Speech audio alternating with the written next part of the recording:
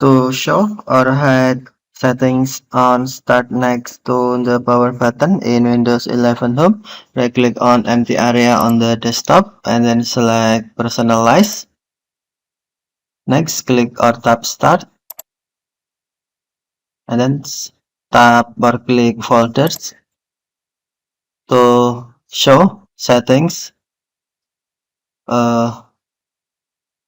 appear on Start next to the power button. Tap Settings switch until on, or to hide, tap switch until off.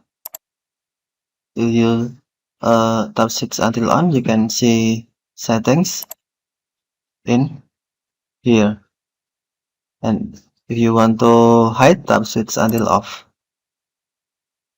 Simple.